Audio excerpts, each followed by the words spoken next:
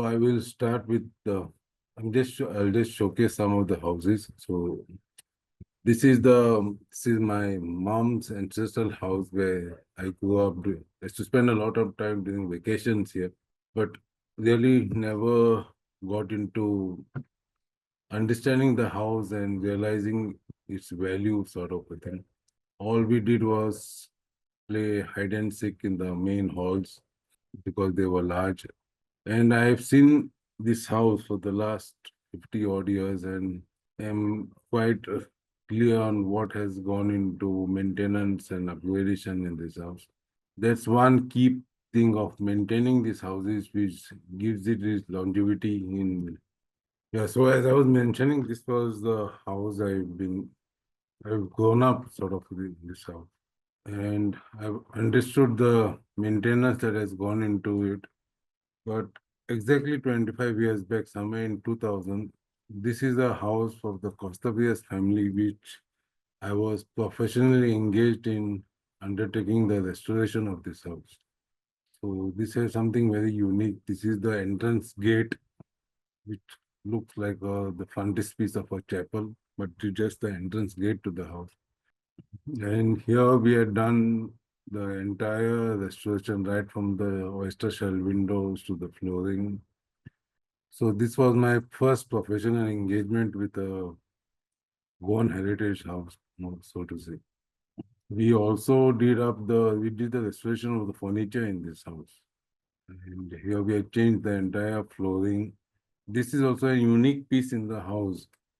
It's of Italian marble, but it looks like a artwork or artifact or whatever, but it is a wash basin which which has the two lion faces, which has a spout in the mouth, and they is to manually pour hot or cold water depending on what the family or the person using this or the guest would like to wash their hands with.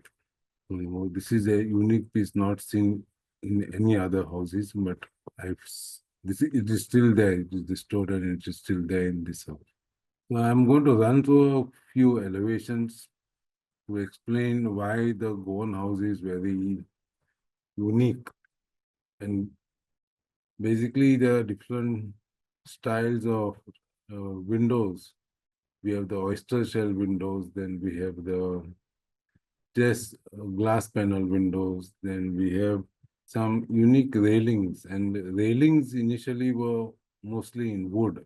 Then later, after the Industrial Revolution, sort of in the late 1890s, we saw wrought iron railings coming into the picture, and, and exactly 100 years back, with the introduction of cement and steel, we got cement railings also.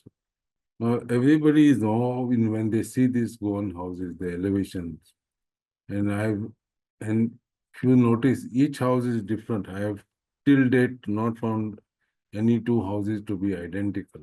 So this is an important component of the house, the main elevation, which adds to the valuation of these houses. So we really do not know how to cap that, but I worked it out a mechanism how to do that. As you see, the elevations are one better than the other. So this is another house which I got involved in the restoration. This was very recent. And this was around 4 years back. So this was what the main entrance foyer was. It had an altar. This is before we did the restoration, and what comes next is this is what we completed it after, including the altar part also was done up from the polishing of the wood to the pedestal. This was the main hall, which we also gave it an uplift sort of a thing. Right from changing we used the part of the existing flooring and added this to give it a better feel. Then we have, this is what I call upgradation. And basically upgradation is most houses had red oxide flooring, and upgradation happens with the change of tile. And these are some old designs which are now manufactured either in cement tiles or you get them in vitrified tiles as well. So the other part of upgradation is making sure all the bedrooms have a bathroom. Otherwise, the old houses had one bathroom, a toilet block at the end of the house, which is not very convenient to use in nowadays. So, and everyone prefers to have it as close to the bedroom as possible. This is some old furniture. So, because this furniture in Goan houses is also something unique, not seen in other parts of. I've been to Brazil and I've not seen this sort of furniture. It is more of the European type, but this has this Goan touch because of the local artisans that made this furniture. Now, the roofing is the main component which determines the life of this structure. So it is always argued that, so when we do valuation for new structure like RCC structures, we take the life to be as 70 to 80 years. But these houses have lived over 100, 200, 400 years. And my argument is as long as you maintain this roof, these houses can last for another 200 or 300 years. So the roof is the main thing that we should maintain. Now there is another problem of terminology. What are these houses generally named, especially in Goa? And you have the real estate dealers and brokers, whoever, who keep calling it Portuguese houses in Goa, old Goan Portuguese houses, or Goan houses with Portuguese architecture. These, this is not the right terminology to be used. So I go to this house to give an explanation or justification to the actual terminology to be used. So this basically is a Hede house of the Hindu family in Shiroda, Goa. At first glance, you see it looking like a European architecture. If you have a closer look, you still see the European cornices and the plaster design, the column plasters. But then this is a window which actually defines the right terminology. So you have this window which is overall an European window in aesthetics. But if you look at the balusters closely, these balusters which are here, they are purely of Indian design. And then you have the entrance columns, the masonry seats, which also are Indian in origin. Of course, they are modified to give that European feel. The next is the courtyard is also an Indian element in design architecture, and wooden columns also is something very Indian and local because wood was available in Goa. And you see a lot of this similar wooden in temples of Goa and the Konkan region as well. So what do we call these houses? Goan houses having Indo-Portuguese architectural style or just simply Indo-Portuguese houses in Goa. Then I have stumbled upon this house, and it is one of the, it's just the one among the big mansion houses. This is one house which has no influence of European architecture at all whatsoever. But it is still a heritage house. So what do we call them? We can't call this Indo-Portuguese. So this would be simply called as a Goan heritage house. Then I've done a case study basically on valuation of heritage houses versus a modern house. So here are two examples. On the left, I show the plot A. Basically, it's in both cases the plot is measuring around 1,000 square meters. That is 10,000 square feet. In both cases, the built-up area is 300 square meters, and the location is in the same village. Both are in the same village. So plot A is 300 years old. The house is 300 years old. Plot B, it is a new structure which is 10 years old. Now, the market value of this heritage house would be roughly around 4.5 crores. And the market value of the later, so I've done a valuation more like land and building method. So land would be roughly around 2 crores, 1,000 square meters into 20,000 rupees a square. So these are indicative prices which couple of around 2 years back. So this is just indicative. These figures are just indicating. The structure again 300 square meters, and you take a cost of construction at 30,000 per square meter is 90 lakhs. Land development. So roughly this would be valued at the valuation would come to around 3 crores.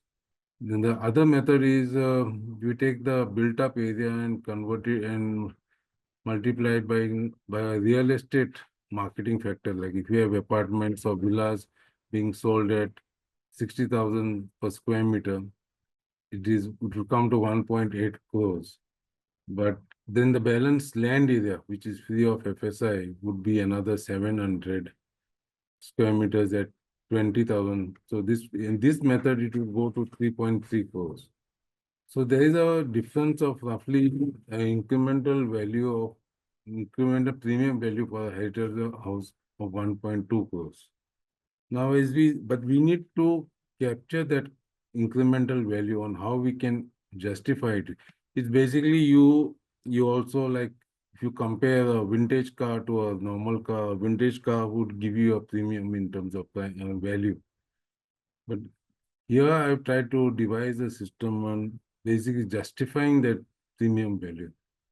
So again, you see these magnificent houses. You have got pedestals below the plinth, which are architecturally beautiful. Then we have the windows, the railings, and this is something like a new structure.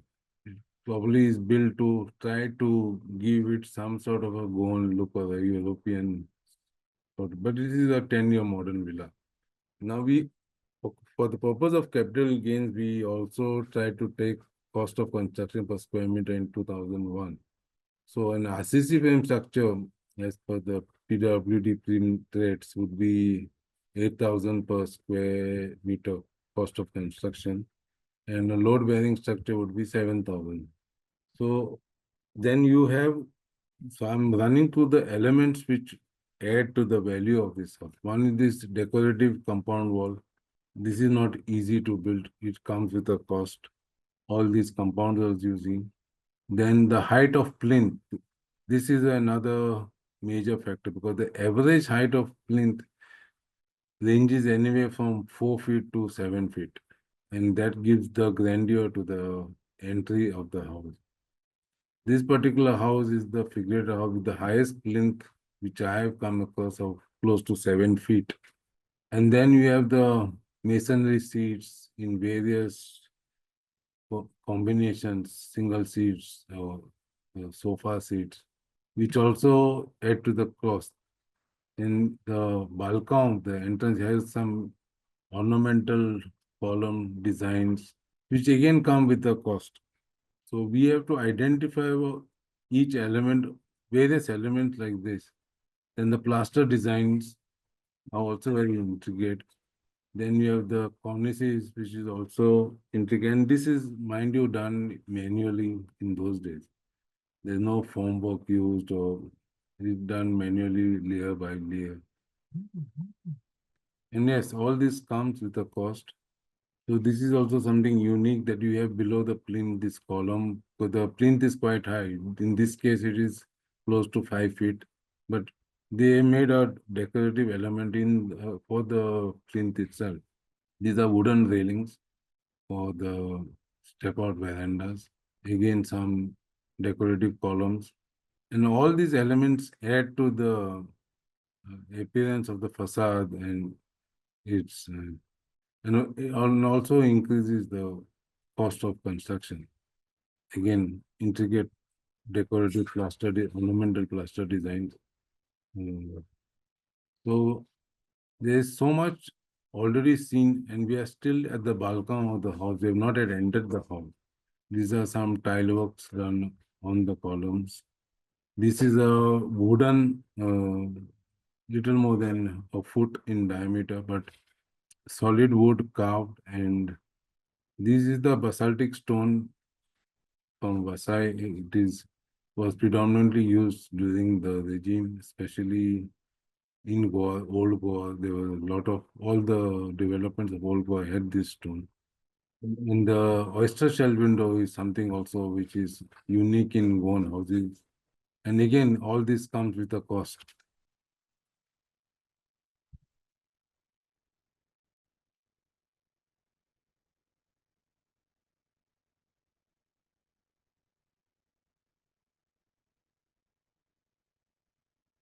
So I have listed down most of these elements which are required to be observed when you are doing the valuation of these houses.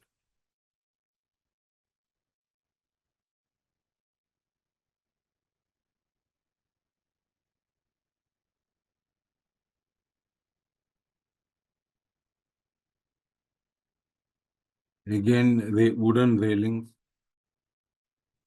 This is one of the most intricate railings I have seen till date. And it is very close to impossible to replicate something in today's time.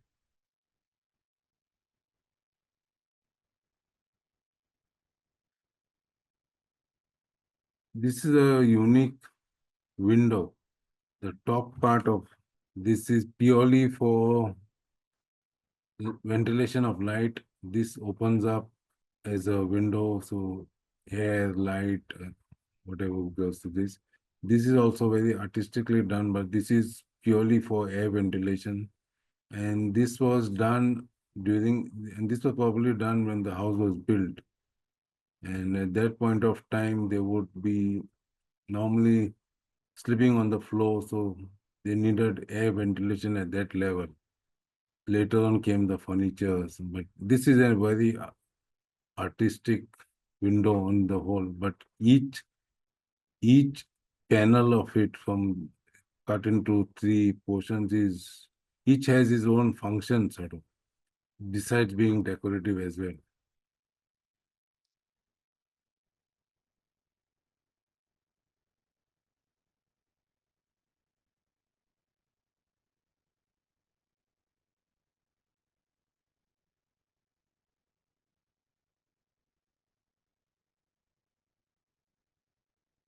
The shell window, as I mentioned, is one of the most common elements in Goan houses, which adds to that aesthetic um, appearance.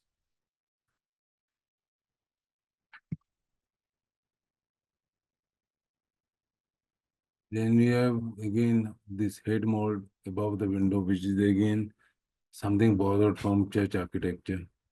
So architecture elements in the facade of Goan heritage houses, just listed them out as compound walls, whatever we see, height of plinth, cornices and corbellings, window designs, veranda railings, balcony details, which include the seats and the decorative columns around them, ornamental columns, plaster designs. So all this comes with a cost. So these are elements which contribute to the value addition of the facade and enhances its aesthetic appearance. So what could be the increase in value of build these houses with this effect? So I've just taken it as a 25%. So considering that earlier I showed 7,000 would be the cost of construction, then we add a 25% and we arrive at 8,750 per square meter compared to a regular modern house.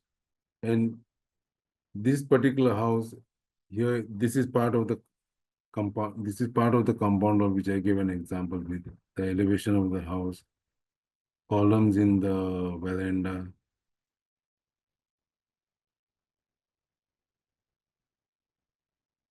So we are already up by 25% and we have still not entered the house. So when we go to the inside the house, we see now wooden flooring, high ceilings.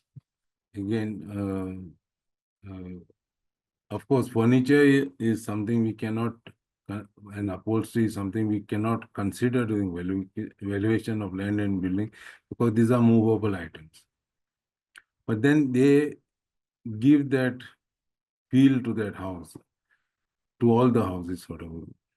So anybody who goes to these houses, including a valuer or a lay person or just a visitor, and who has not seen these houses, They are always uh, finding this very aesthetically beautiful, just entering. So there are a lot of people who just want to have photography shoots, bridal shoots in these houses.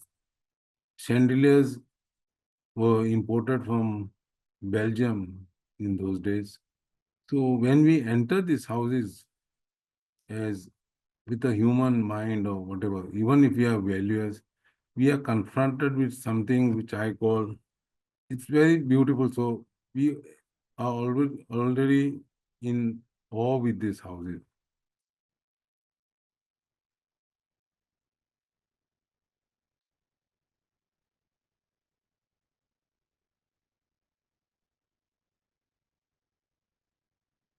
There is a factor which you need to consider and which you need to delete from your mindset when you're actually doing the valuation of these houses.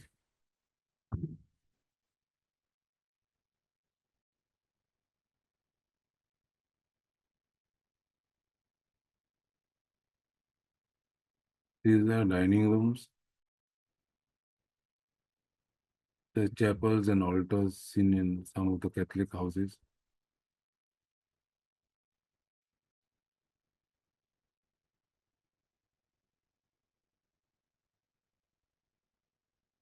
These are camphor chairs, basically, they were all imported from Macau because Macau was another colony.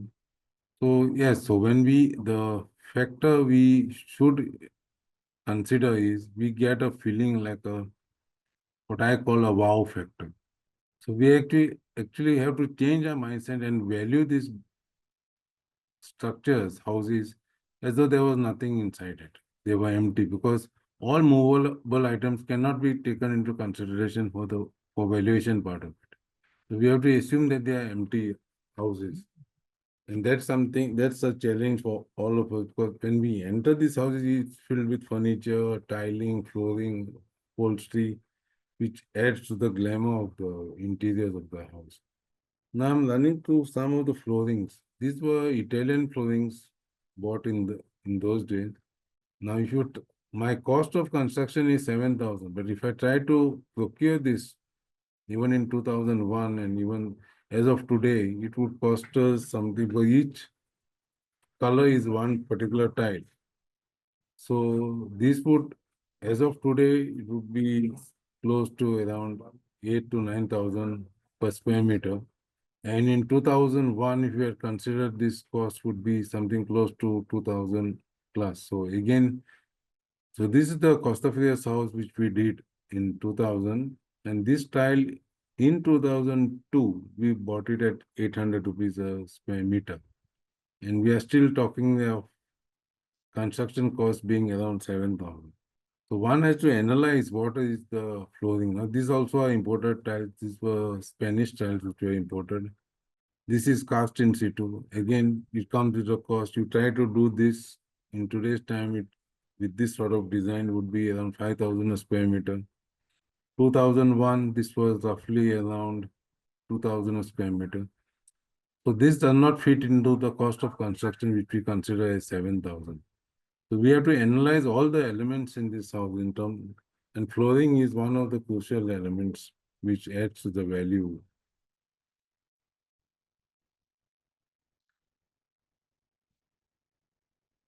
So this is Bharat Tiles exactly 100 years back started manufacturing this tile. They completed 100 years last year. But it is with having no computers or internet in those days, it was also replicated in some other houses cast in situ.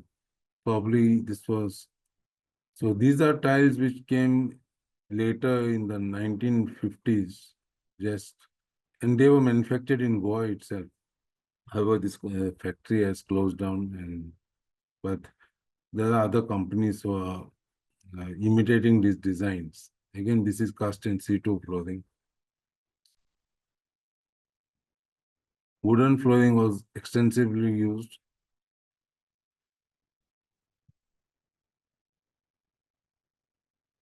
Then we have the false ceilings. Now, false ceilings were also decorative, but they also worked as a ventilation system. Besides, so they had this. If you look at this particular design in here, this row at the side, you have this small design, but these are basically air vents so that hot air can move out and escape through the roof. So again, some elegant false ceilings, and all this need to be factored in when you do your valuation. So courtyard is another very important space because the courtyard is not calculated in the built-up area, but the courtyard itself adds a lot of value to the structure because of the various types of courtyard, various types of columns around the courtyard. This is some unique. This is 2 feet in diameter.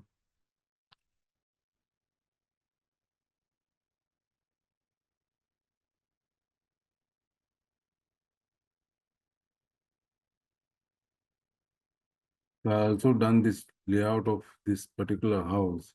This is the entry point, and at this point in the next slide, you can see that you have this window. So it was also designed in such a way that ventilation was in one line. Then you see a lot of artworks and all in the Goan houses on the walls. Predominantly religious artworks, flooring patterns, again, uh, works of art, furniture. Of course, furniture cannot be considered for valuation purpose. Artworks at the altar. This is the artworks of Raja Ravi Verma, which has been, and this was done because the family used to get involved in theater. So these were done by the family to show, so women could not act in those years in theater. So these were for the men who acted as women on how to drape the sari and how to do certain expressions. Again, false ceilings and the borders of the on the top of the wall where it meets the false ceiling. These need to be considered as elements of architecture for valuation. Again, this is the same painting. So paintings, when they are on the wall, need to be considered because this is something that cannot be moved out. In my opinion, this should be done by a different category of valuers who are only qualified to do valuation of artworks. This is again flooring done with porcelain, broken crockery, which was used to be available in those days.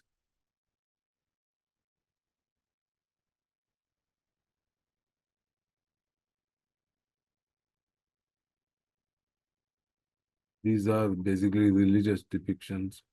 Again, we have this upholstery, which is also adds to the elegance of the, but this cannot be again taken into consideration while doing the valuation.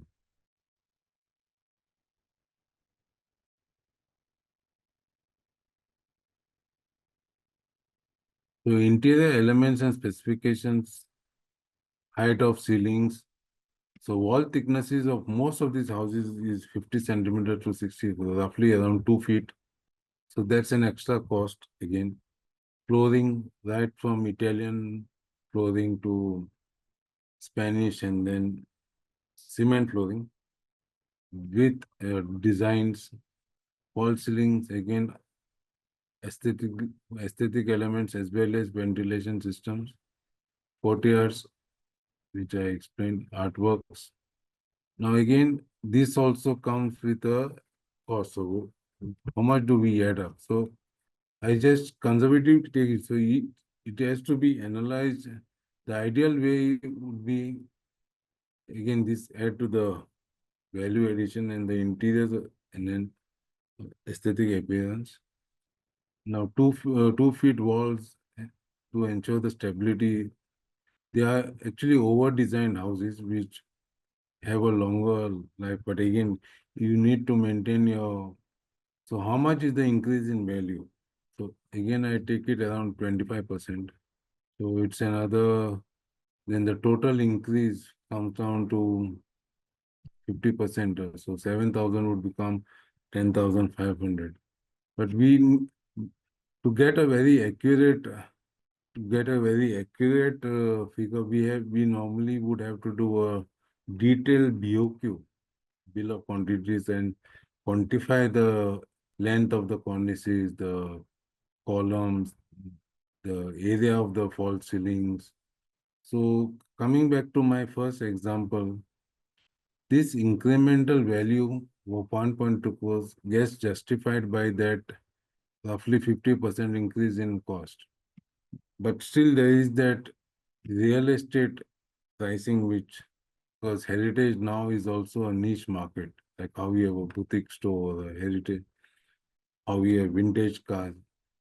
But it is possible to capture that cost and determine the heritage incremental premium that goes to the value of the house.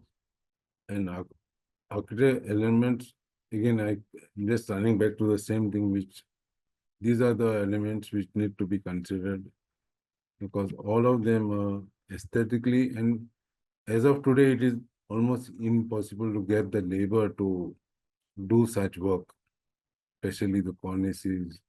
Windows, we still are doing the oyster shell windows. Wooden railings is something which is very, very costly, which cannot be.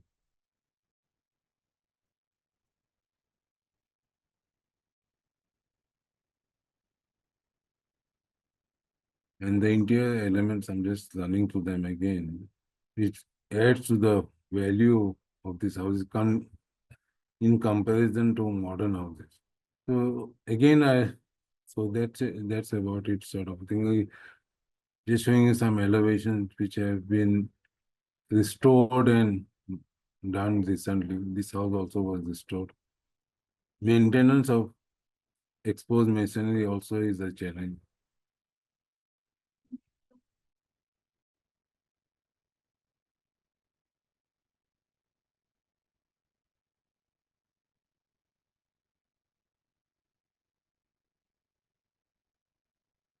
So the elevations of this Goan house is just remarkable. Yes, that's about it. Yeah. Thank you, Mr. Coelho. Thank you so much. Yeah, so is it what would be the cost of an old heritage Goa house in Goa nowadays? No, it all depends on the, see, it is also determined by the land cost. Now, and how much of land is around the house and the location. So, North Goa, the land prices are, in the last 2 years, land prices have gone unreasonably high. So, land cost is something which also determines. But a house of this nature of 300 and 1,000 would probably be now, not many are for sale, but whatever I've come across could be 6 to 7 crores. Okay, as high as that, yeah. Yeah. Also, there was one more question. As in the heritage houses, which do you find more, Hindu ones or Catholic ones? And is their architecture similar, or what are the prominent differences? You find both, but the prominent difference is every Hindu house has got a courtyard, Okay, and the Hindu family used to live around the courtyard. So their courtyard was their main space. But right. somehow we can put a value to that because courtyard is like a garden space. So a courtyard would be the main difference between the Hindu houses and the Catholic houses. Courtyard is one element, and Hindu houses have courtyard, and they lived around it. There is a wraparound veranda sort of. If you have noticed when I showed you the courtyards, so Yes. people used to live around those verandas. Their meals were held there, so they used to go in the room only to sleep rather. And the other thing is, Hindu families didn't have much of furniture. They used to sit on the floor. In Catholic houses, the major difference is the balcony, because and that became a very informal space. So not everybody was invited into the house. Like if there was Right. neighbor just coming across, or then we had a lot of people coming with fish and bread at the door. So that all those transactions did happen. Then the family used to have an informal informal meetings. They spend a lot of time. That's why the balcony also, and the balcony is this very was the most decorated space in the house in terms of and then inside, of course, in those days, it was based on who is how well connected to the house or what is the person's status in society. Then only they were taken into those grand main halls which had Italian flooring and the chandeliers and the draped curtains, and so there is a distinct difference in terms of interiors. Like you see very elegant floorings, furniture in Catholic houses because they used it. And the Hindu families didn't have much of furniture because they normally used to sit on the floor. Right. Later on, in the last 100 years, things have changed, but this is more of newer developments in this movement. I see.